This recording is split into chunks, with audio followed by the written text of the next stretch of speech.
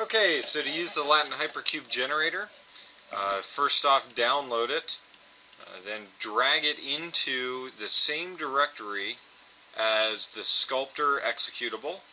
So in our case, program files, optimal solution software, Sculptor bin. We move it in there, then you can click on it to run it, and it gives you this very simple interface. Again, just a note of warning that it is in the early stages of development. Hopefully by October of 2010, this is something that will be implemented inside of Sculptor.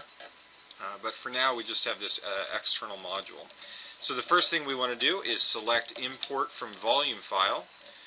I'll just use the very generic elbow file that we have, the volume for that elbow file.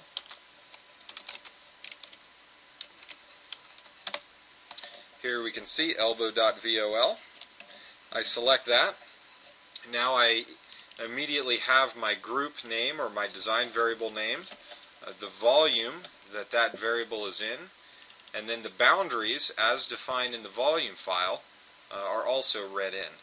The user, if they want to, can change all of those values at this point as well.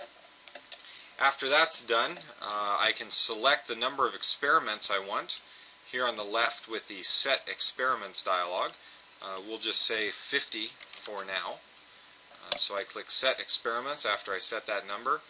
And then most of these buttons are for development right now, but you can just go right down, Set Shuffle, Set Try, Set Improvements.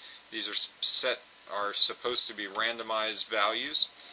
Set the limits, that sets the limits for each of the design variables. And then Generate RLH. After you select Generate RLH, this tool moves you to the next tab, and you see each of the 7 variables.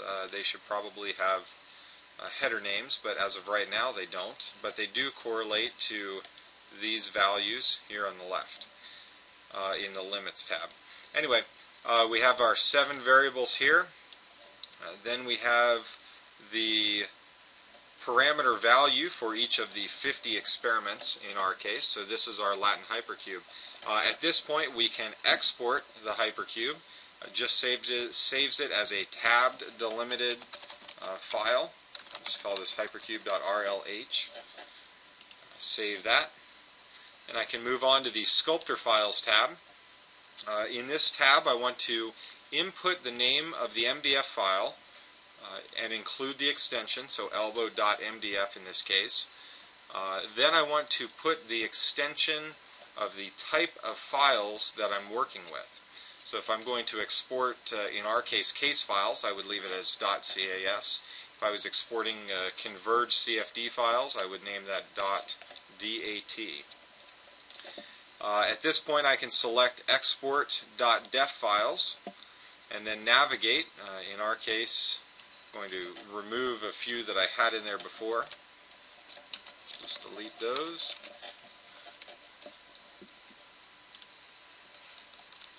And I will save this as hypercube.def. Yes, I want to replace it. At this point I can select create experiments and select the .def file that I'd like to use. Actually, that's not working right now because Sculptor's not defined in my path, but that's not a big issue. For the time being, do not use anything below this export def file. So create experiments, this file, run script, those aren't quite working yet, and neither are the last 2 tabs. But we have created this .def file that will create a number of experiments for us. At this point we've actually finished using this tool, so we'll close that and navigate to the directory where I saved this hypercube.def. You can see here hypercube.def has just been created. I can open at this point, scroll down, and I'll open a command window here and begin using the Sculptor batch interface. The .def file is designed to work with Sculptor in batch mode. So there I have Sculptor, which is my call, and I believe it's in my path, -D, which calls it in batch mode, and then the name of the batch file. I simply type that in, hit enter. I can go back to my folder, and now I have 50 different cases named experiment 0.case to experiment 49.case.